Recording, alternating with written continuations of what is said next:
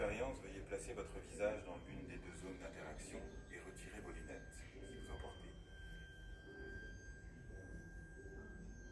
Deux espèces d'hommes, Homo sapiens, nous, et Homo neanderthalensis, l'homme de Néandertal, ont coexisté sur notre planète pendant plus de 150 000 ans, dans des zones géographiques souvent éloignées, avant que les derniers hommes et femmes de Néandertal ne disparaissent, sans que l'on ne sache exactement pourquoi.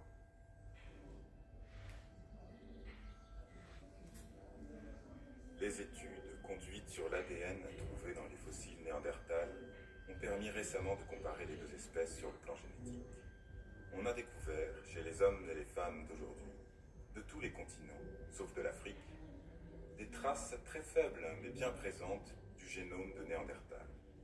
On se doutait que les hommes et les femmes modernes, en sortant d'Afrique il y a environ 100 000 ans, avaient dû rencontrer les hommes et les femmes de Néandertal qui vivaient déjà depuis longtemps au Moyen-Orient.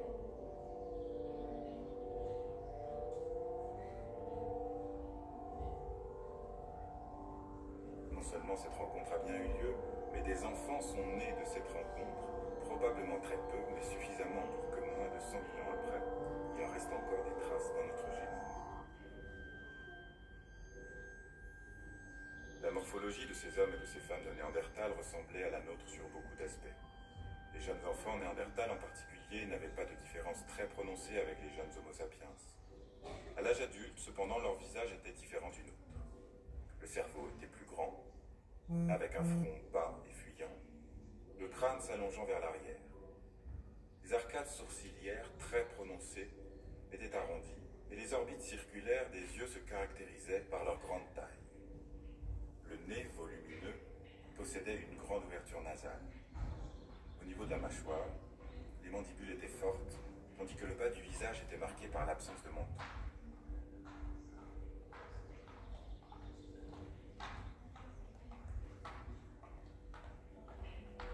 Merci de votre participation à cette expérience interactive. Nous vous invitons maintenant à